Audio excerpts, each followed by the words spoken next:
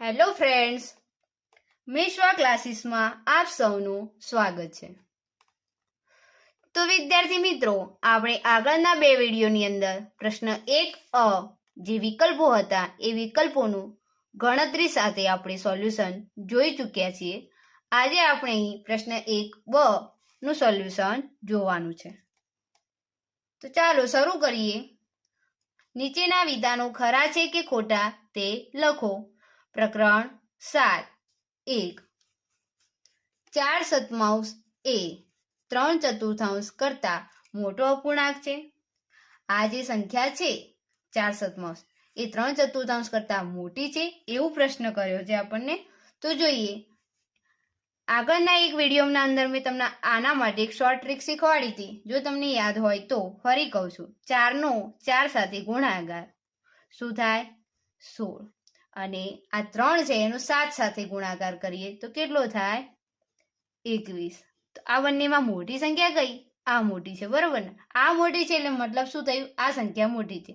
અહીંયા શું કહ્યું છે કે 4/7 એ 3/4 કરતા મોટા છે. આપણને શું કહે છે? આ મોટી છે? ના, કઈ મોટી છે? 3/4 મોટી છે. તો વિધાન શું આવશે? ખોટું આવશે. 2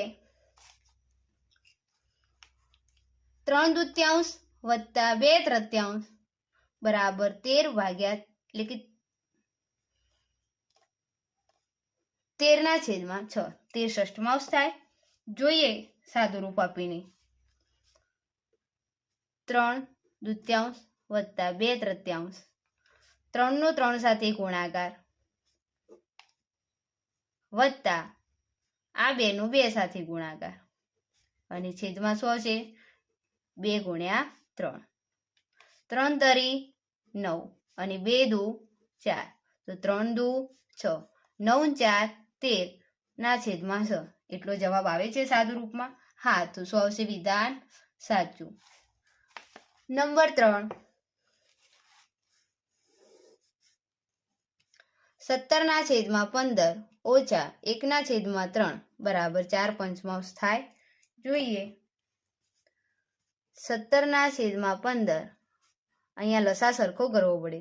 તો અહીંયા જે 3 છે એને કેટલા વડે ગુણીએ તો 15 થાય. અહીંયા 15 કરવા પડે તો 5 વડે ગુણીએ. જે છેદમાં 5 વડે ગુણ્યા હોય તો અંશમાં પણ 5 વડે ગુણવા પડે. તો અહીંયા 17/17 ઓછા 5 એકા 5. અહીંયા પણ 5 તરી 15 ને અહીંયા પણ 15 આપે છે તો એક જ વાર લખવાના. 17 માંથી 5 જાય તો કેટલા રહે? 12. 12/15. આનું સાદું રૂપ આપીએ 4 તરી 12 અને 5 તરી 15. અંશ અને છેદમાં સમાન અંક ઉડી ગયો તો આપણને જવાબ શું મળે છે? 4/5. આના બરાબર જે 4/5 આપ્યો હતો એ જવાબ આવી ગયો. તો શું આવશે? સાચું. 4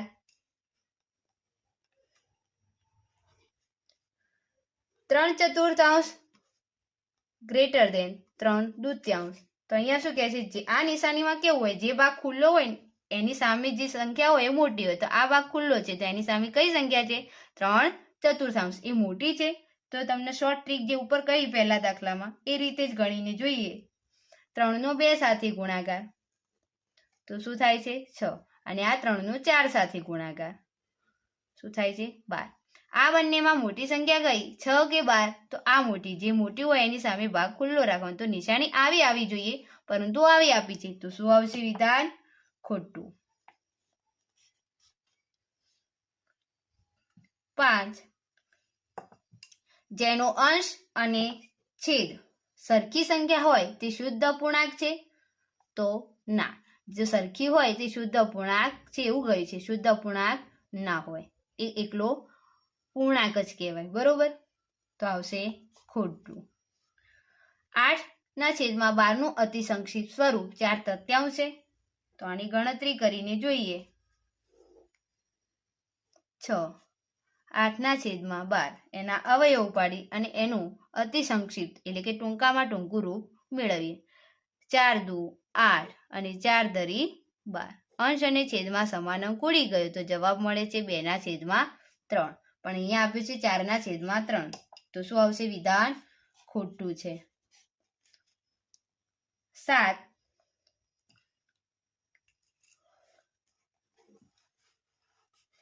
1/2 વત્તા 1/2 વત્તા 1/2 વત્તા 1/2. આનું સાદું રૂપ આપીએ તો જવાબ શું આવે છે? અહીંયા આપણને 2/4 કહ્યું છે. સાચું છે કે ખોટું? જોઈએ ગણતરી કરીને. સાદું રૂપના અંદર બધાનો લસા સરખો હોય છે, દેખાય છે આપણને, બરોબર? તો અંશની અંદર સરવાળો કરીએ. 1 વત્તા 1 વત્તા 1 વત્તા 1.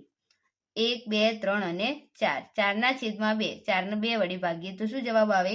2. પણ અહીંયા શું કહ્યું છે? 2 છેદમાં 4 કહ્યું છે, તો વિધાન શું આવશે? ખોટું. 8.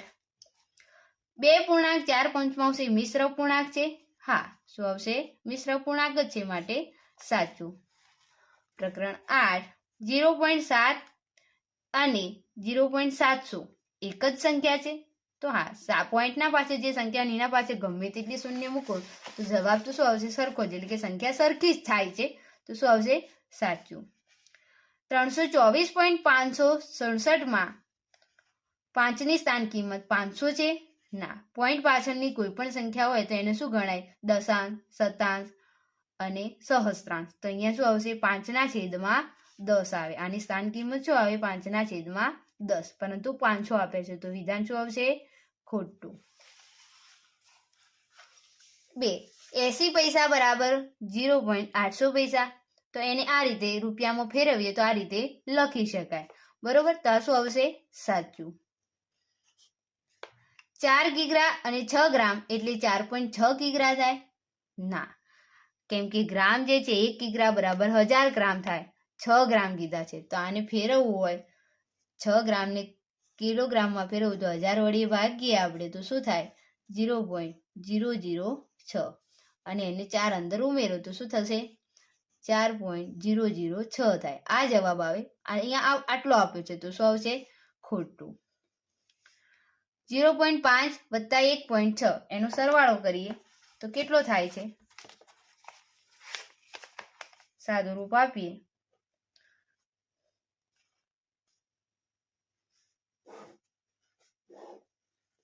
કયા નંબરનો છે? 5 નંબરનો. 0.5 વત્તા 1.6. 6 અને 5 11 નો એકડો વધી 1.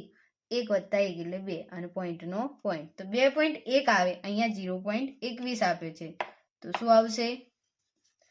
ખોટું. 3 માંથી 0.3 બાદ કરો તો જવાબ શું મળે? 3 ઓછા 0.3. અહીંયા પોઈન્ટની પાછળ 0 લગાવી દઈએ, સરખું કર્યું આપણે, બરોબર? તો અહીંયા 10 આવશે. અહીંયા 1 10 લીધો એટલે અહીંયા 2 રહેશે. 10 માંથી 3 જાય એટલે 7 અને અહીંયા 2. 2.7 આવે. શું આવે છે? 2.7. પણ આપણને આપ્યો છે 0, તો શું આવશે? વિધાન ખોટું. 250 મીટર બરાબર 0.25 કિલોમીટર. તો તમને ખ્યાલ જ હશે વિદ્યાર્થી મિત્રો કે 1000 મીટર બરાબર 1 કિલોમીટર. તો 250 મીટર બરાબર કેટલા? તો 250 ને 1000 વડે ભાગીએ આપણે.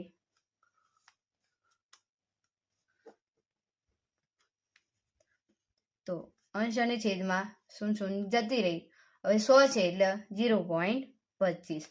આટલો જવાબ, આટલા કિલોમીટર આવે અને આપણને જવાબ પણ એટલો આપ્યો છે, તો વિધાન આવશે સાચું. 1 એ 0.6 કરતા નાની સંખ્યા છે. તમે જોઈ શકો છો 1 એ મોટા કહેવાય, 0.6 નાની કહેવાય. પણ અહીંયા શું કહ્યું છે કે 1 નાની છે? ના, એ મોટી છે, તો શું આવશે? ખોટું. પ્રકરણ 11. એકબીજાને અડકીને દિવાસળીથી બનાવેલા 5 ત્રિકોણમાં 15 દિવાસળી હોય. તો વિદ્યાર્થી મિત્રો આપણે અહીંયા દિવાસળીનો ઉપયોગ કરીને બનાવીએ. ચાલો.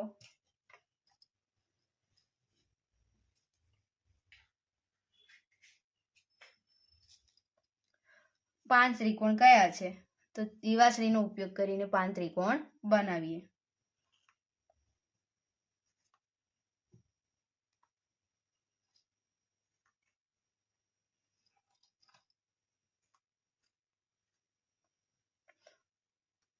ત્રણ ત્રિકોણ થઈ ગયા. આ ચોથું.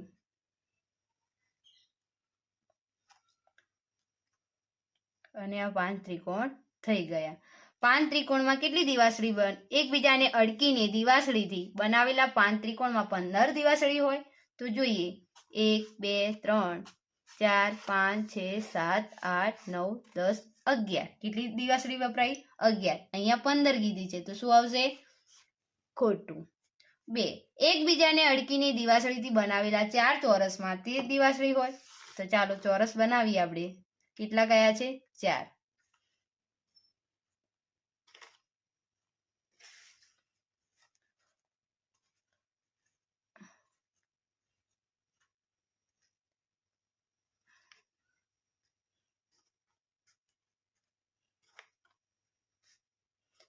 બીજું 3 ચોરસ બન્યા અને ચોથું બનાવી દઈએ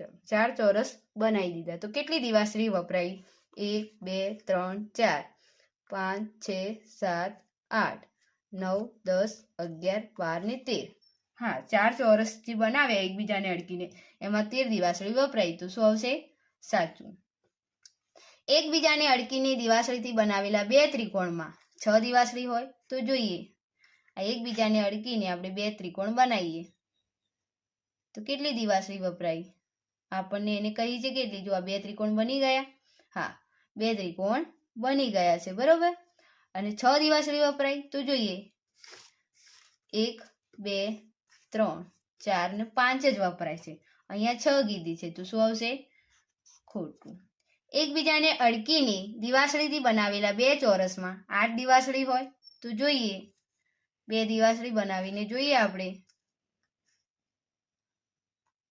2 ચોરસ દિવાસળીથી 2 ચોરસ બનાવીને જોઈએ આપણે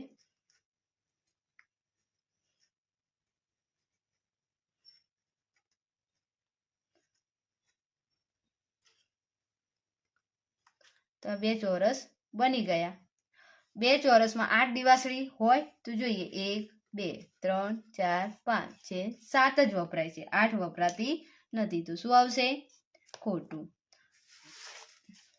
ચલો નંબર 5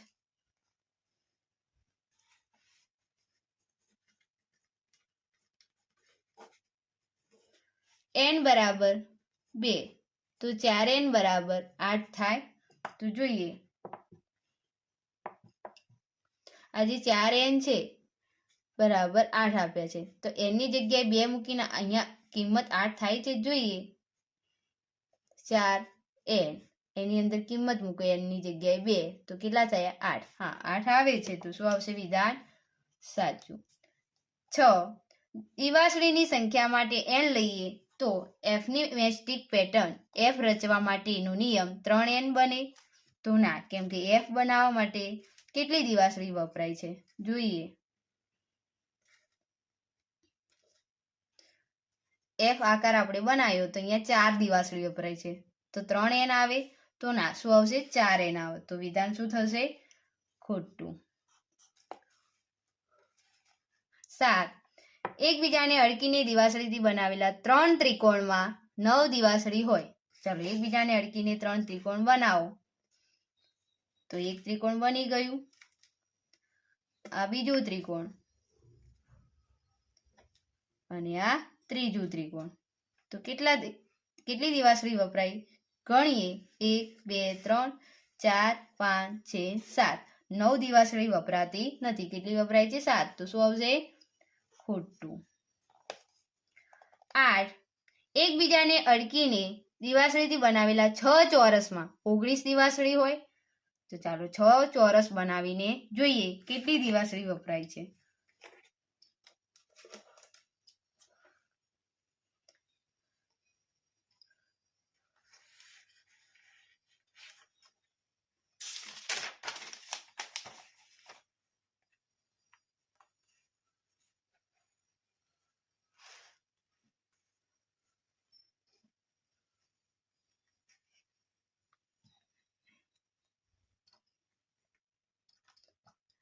બે ચોરસ બની ગયા 3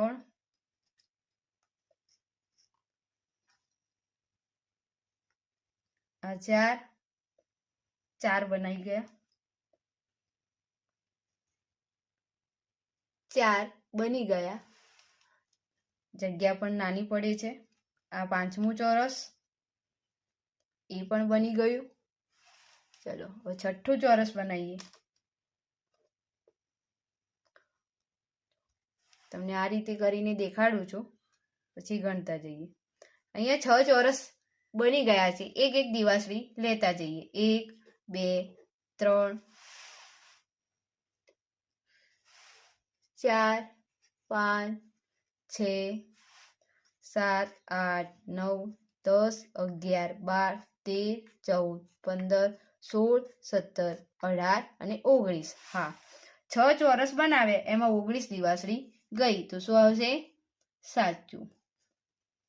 અહીંયા પ્રશ્ન 1 બ નું સોલ્યુશન આપણે પૂરું થાય છે. હવે નેક્સ્ટ વિડીયોમાં મળીશું આપણે પ્રશ્ન 2 અ સાથે.